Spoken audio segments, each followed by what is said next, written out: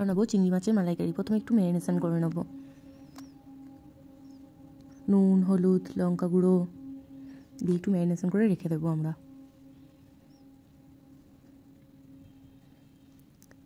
তারপর তেলে আস্তে আস্তে করে এগুলো ভেজে নেব। তেল দিয়ে দিলাম কড়াইতে। তেলটা গরম হওয়া পর্যন্ত আমরা অপেক্ষা করব। ততক্ষণ আমরা বাকি কাজগুলো করে নেব। আস্তে আস্তে একটা একটা করে মাছগুলো দিয়ে নেব।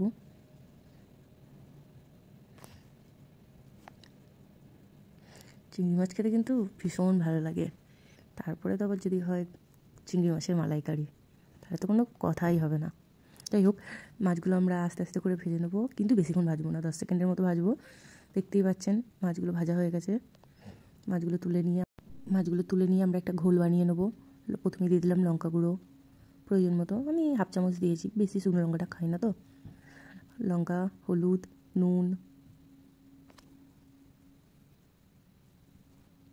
তারপর দিয়ে দিলাম একটু জিরে গুঁড়ো, ধনে গুঁড়ো, কাশ্মীরি লঙ্কা,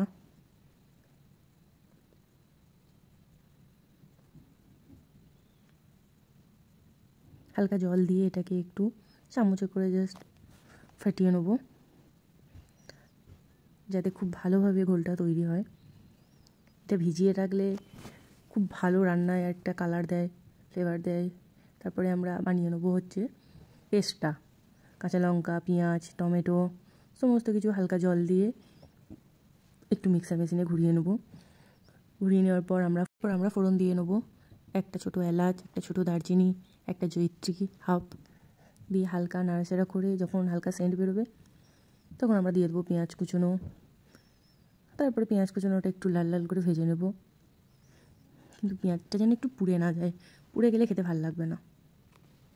হালকা করে নেড়ে চেড়ে আমরা পোস্তটা বেটে নেবো এদিকে। ওদিকে পেঁয়াজ ভাজাটা কমপ্লিট হয়ে যাক। পোস্ত দেবো 2-3 চামচ, সামান্য দেবো সর্ষে। এটা একটা মিহি পেস্ট করে দেবো। কাঁচা লঙ্কাটা দেবো না, ওগুলোতে তো দিয়েছি। আমরা পেস্টটা দিয়ে দিলাম, পেঁয়াজ, কাঁচা লঙ্কা, টমেটোর পেস্টটা একটু নাড়াচাড়া করে নেব।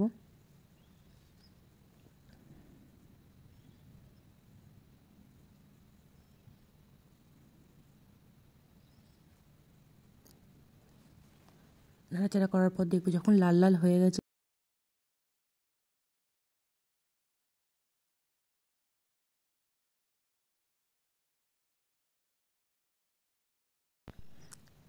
হালকা কষা হয়ে গেছে, তারপর আমরা দিয়ে দিলাম সেই ঘোল বানানো ছিল, এই ঘোলটা।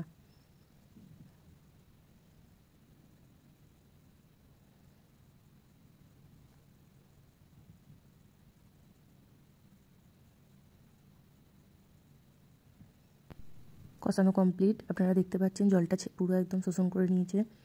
দিয়ে দেবো 1 চামচ আদা বাটা, 1 চামচ রসুন বাটা দিয়ে আমরা কষিয়ে নেব।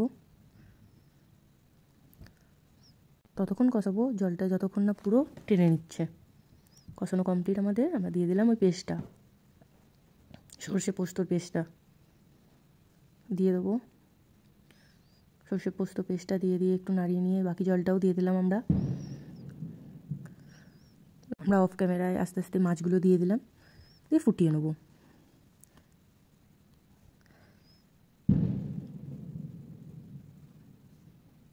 ফোটানোর পর লাস্ট ফিনিশিংয়ে অল্প ধনেপাতা দিয়ে